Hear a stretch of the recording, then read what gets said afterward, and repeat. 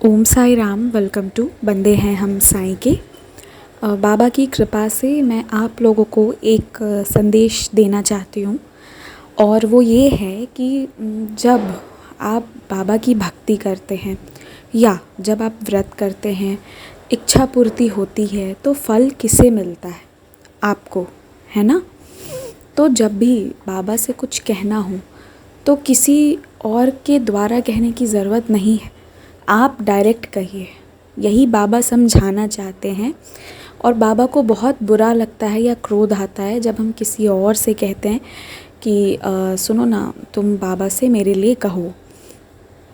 आप लोग सच्चरित में भी पढ़े होंगे कि एक बार एक डिवोटी जब बाबा की कृपा प्राप्ति के बारे में किसी और डिवोटी से पूछने गए थे तो वो नाराज़ हो गए थे, क्योंकि बाबा ये चाहते थे कि जो भी पूछना है मुझसे पूछो। इवन कि बाबा हम ऐसा क्या करें कि मेरा ये काम हो जाए, ये भी आप बाबा से पूछिए। और रिप्लाई देने वाले भी बाबा ही हैं।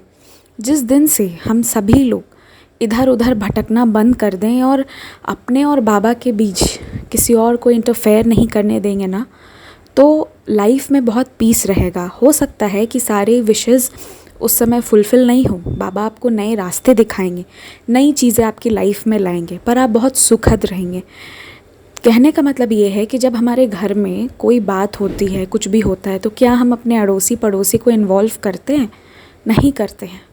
वैसे ही जब आपको बाबा से कुछ कहना है तो उसमें तीसरा किसी को कभी भी इन्वॉल्व मत कीजिए। ये बाबा को बिल्कुल भी पसंद नहीं है। यही एक छोटा सा मैसेज था मेरा आप सभी के लिए। ठीक है, जब आप लोग किसी प्रॉब्लम में हो तो ग्रुप प्रेयर के लिए रिक्वेस्ट ज़रूर कर सकते हैं, उसमें दिक्कत नहीं है। लेकिन जो बातें आपकी है वो आप खुद कहिए बाबा से, ठीक है? जब बाबा को कोई बात पहुंचाना है तो वो आप खुद बोलिए। हाँ, ये अलग बात है कि जब बीमार हो या कुछ ऐसा रीज़न हो तो ग्रुप प्रेयर्स ऑर्गेनाइज़ कर सकते हैं, उसमें प्रॉब्लम नहीं है। लेकिन फ़र्क है, ग्रुप प्रेयर में हम बाबा से क्या कहते हैं कि बाबा जिस डिवोटी के नाम से हो रहा है उसकी जो इच्छा है वो पूरी कीजिए, ठीक है? तो ग्रुप प्रेयर्स में हम बाबा का कुछ ऐसा पढ़ते हैं जिससे कि पूरे एनवायरनमेंट में एक पॉजिटिविटी जनरेट होती है। तो group prayers is not wrong, पर अपने और बाबा के बीच में किसी को इन्वॉल्व करना गलत है। आप ज़रा सोचिएगा, जो कोई ना दिन भर बाबा के सामने भी बैठा हो या कोई इंसान ऐसा हो जो अपना काम भी कर रहा है, बाबा को याद भी कर रहा है, तो बाबा के लिए दोनों ही प्रिय है। ऐसा थोड़ी है कि जो दिन भर बाबा के सामने बैठा है वो ज़्यादा प्यारा है और जो अपना काम भी कर रहा है फिर बाबा को याद कर रहा है वो कम। ऐसा तो कुछ नहीं है। जब बाबा डिफ्रेंशिएट नहीं करते हैं तो हमें भी कहीं इधर उधर किसी के पास जाके कुछ भी कहने की ज़रूरत नहीं है। बाबा से डायरेक्ट बात कीजिए। बहुत सारे लोग मुझे भी कहने आते हैं कि दीदी ऐसा क्या करूँ कि ये हो जाए वो हो जाए। अगर आप साईं सच्चरित जी पढ़ रहे हैं तो उस पर विश्वास रखिए कि हाँ, बाबा मुझे सुन रहे हैं। विश्वास रखना बहुत ज़रूरी है। और इधर उधर जाके किसी से मत पूछिए। अगर आपको डाउट है ना कि बाबा आप मुझे सुन रहे हैं कि नहीं, तो ये भी आप बाबा से ही पूछिए कि बाबा आप मेरी ये वाली प्रेयर सुन रहे हैं या नहीं। और बाबा आपको रिप्लाई करेंगे, ये मैं आपको कहती हूँ।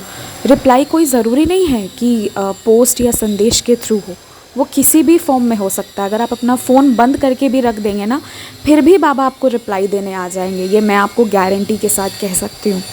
इसीलिए जो कहना है, सुनना है, वो बाबा से कहिए, बीच में किसी को इन्वॉल्व नहीं कीजिए।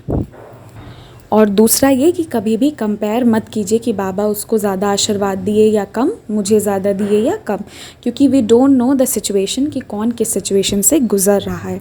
तो ये कुछ एक छोटा सा मैसेज था मेरा आप लोगों के लिए। कल थर्सडे है, एक फ्रेश स्टार्ट कीजिए। जो भी लोग जिस भी रीज़न से परेशान है, कोई बीमार है, किसी के पास पैसों की कमी है, कोई जॉब से परेशान है, कोई शादी की वजह से परेशान है, कोई अपने घर के वजह से परेशान है, n नंबर ऑफ़ रीज़न्स हैं जो शायद हम यहाँ मेंशन भी नहीं कर सकते। आप सभी एक फ्रेश स्टार्ट कीजिए। बाबा से वापस कल से अध्याय 1 से पढ़ना शुरू कीजिए और अपने और बाबा के बीच में जो भी बातें हैं वो कीजिए। और वो किसी को कहने की ज़रूरत नहीं है, ठीक है? ना किसी से पूछने की ज़रूरत है। बाबा से कहिए और give it a fresh start. पूरे विश्वास के साथ स्टार्ट कीजिए, आपके प्रॉब्लम सॉल्व हो जाएंगे। ओम साई राम।